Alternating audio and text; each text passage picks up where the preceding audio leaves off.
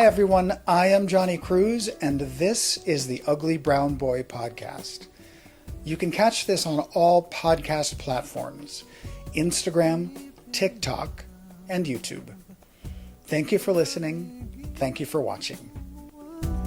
You and I for a lifetime of us, more than lust. Well, hey everybody, welcome back.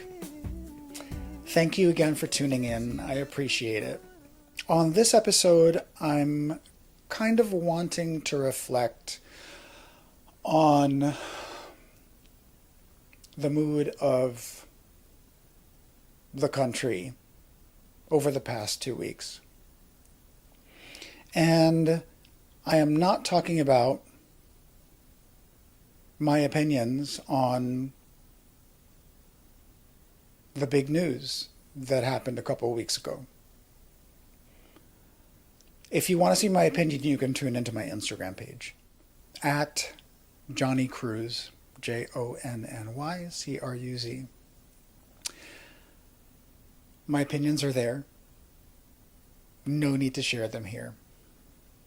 But what I do want to reflect on today is what we have already been through in past years. And I was going to add this reflection to last week's episode, but I think this one deserves its own because it is troublesome in a different way. And you'll see what I mean after I start talking about it. But last week I talked about how you've been through certain things before, and you just have to remind yourself that you have been there already and you've gotten through. And in this instance, it's kind of new to me, things that have been happening. It's kind of in addition to things that have been happening. And a few years ago, when George Floyd was murdered, there were a lot of things said about him, about his condition when he was murdered, about his frame of mind when he was murdered. And as a country, we tend to focus on vilifying victims, especially when they are not white, especially when they are black human beings.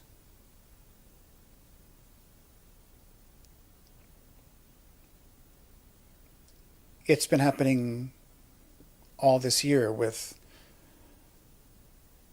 Alligator Alcatraz, or as I like to call it, Alligator Auschwitz, and with all the ICE raids. Every person that's being targeted is brown, is Mexican specifically, but nationalities range. And the common denominator is skin color.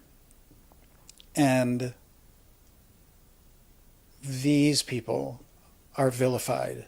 And the stories that are told of them are not stories that are told presenting them in the best light. Brown people, black people are perceived as a danger to this country. And it upsets me. And I know that it upsets a lot of you out there.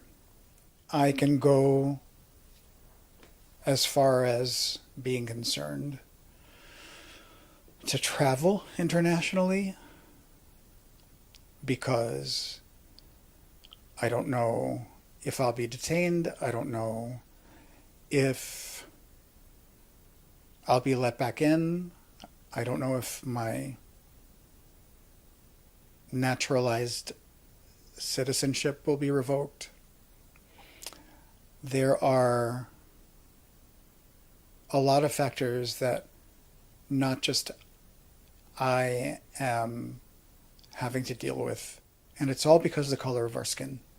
And now other communities are getting to see what the Black community has been dealing with, although not as severely, and you should be thankful for that.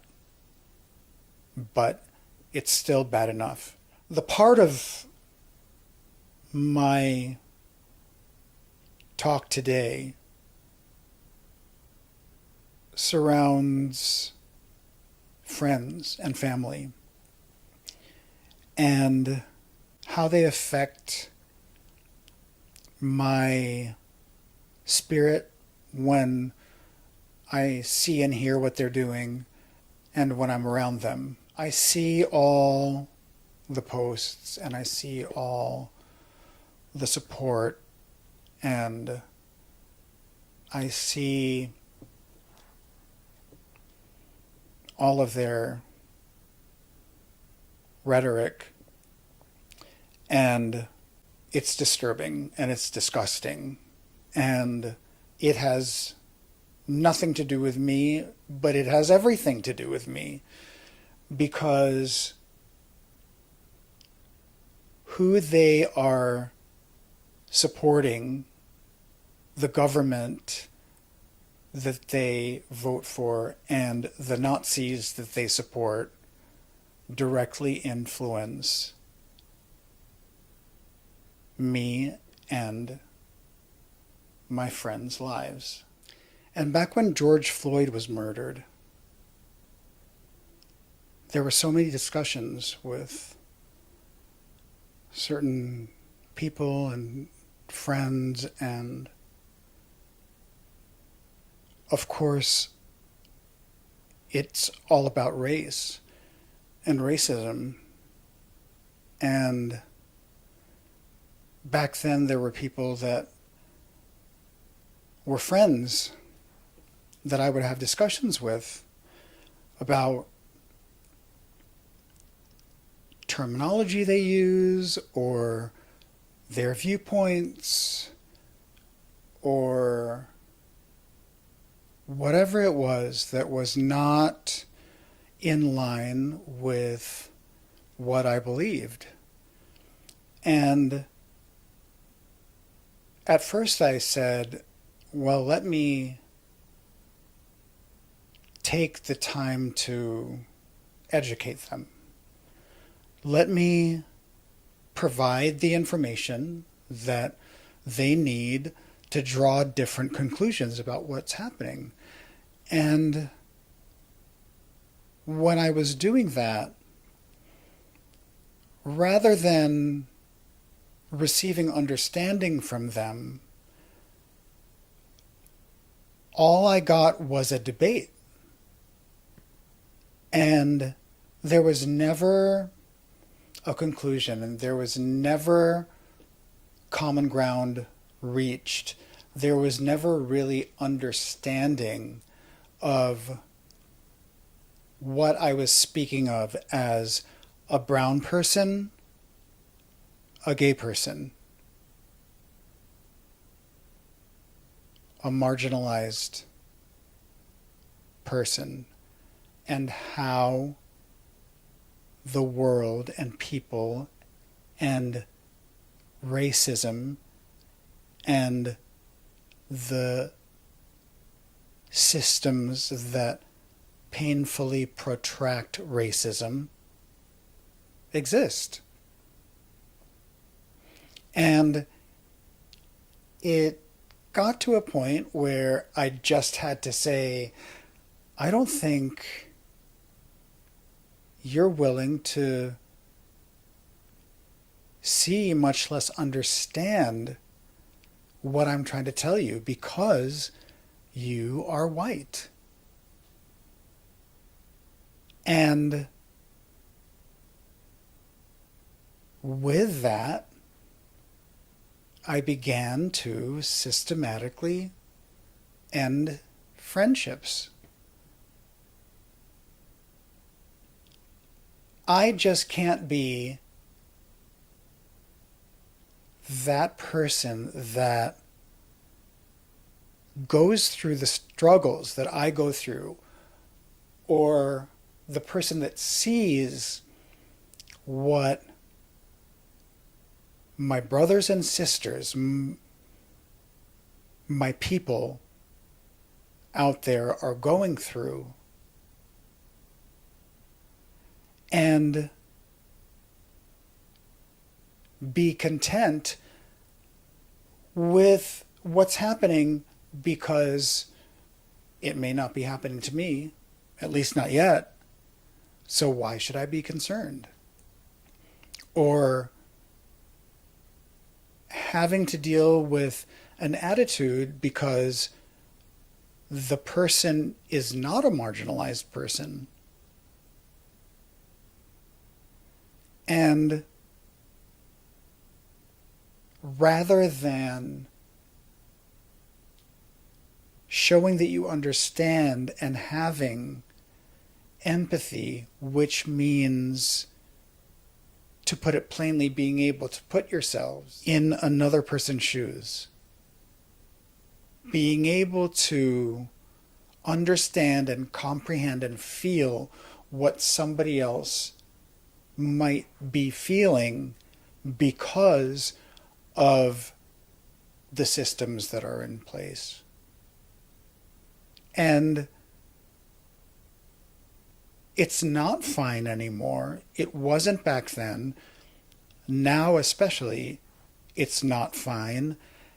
And if you are still wanting to close yourself off from the realities that I and so many other people like me have to deal with from day to day, then you're not in my corner. And you can't just say, if something happens with LGBTQ rights, I will be marching with you. No. You marching with me means it's too late. You marching with me means the person you voted for, the people that you're aligned with, have already started the process or have already taken my rights away. So marching alongside with me at that point really doesn't mean shit. I can march on my own.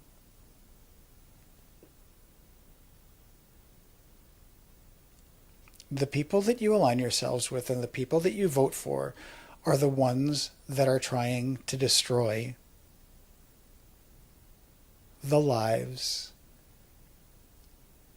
that wonderful and loving and beautiful people have built in this country. And it's more than just a book that has been banned. It's more than just one thing that you're pissed off that this side does that my side doesn't do.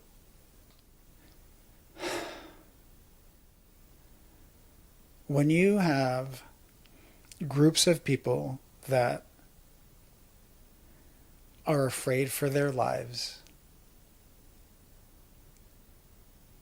and are afraid to be in this country, and they are afraid to travel, They are afraid to go to work. They are afraid to go to school. Because the people you voted for put these systems in place. Then no, we are not the same. No. In your heart of hearts, you are not concerned for me.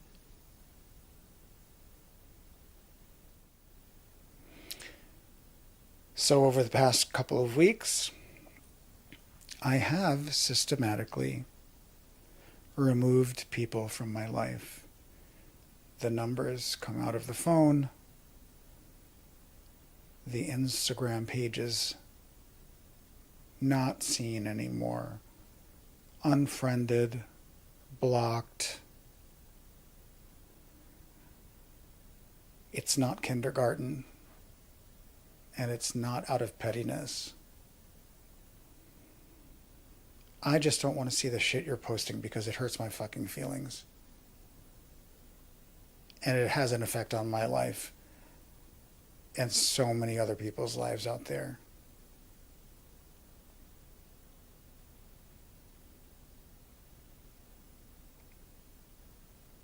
So, going back to what I was saying, this is a familiar place. We're back.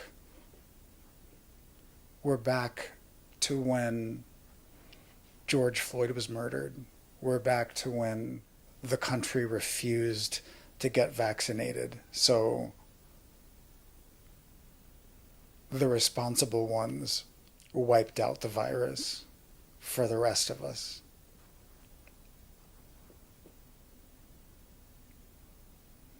And no, I don't care about your kids and their birthdays and the lives you're living. I'm going to focus on me and the people around me that believe that we must be good to other people. It is not out of some superficial bullshit that I'm deleting people from my social media. The things you have to share are hurtful. And the community that I've built is small, but we care. We care that children are being starved and killed thousands of miles away. Honestly, I could go on and on with all the different things that I believe in. And most of the time it just falls on deaf ears. But I sure am thankful for the ones out there that hear me and tell me that they listen and they are of the same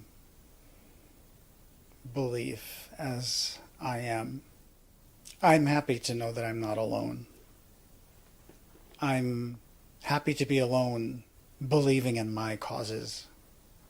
But I'm happy there are so many other people out there that believe in what I believe in.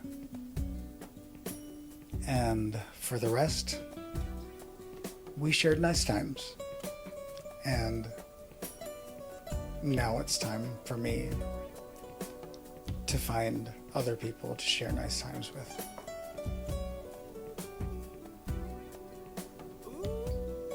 So, until next week then, I'll see you next Tuesday.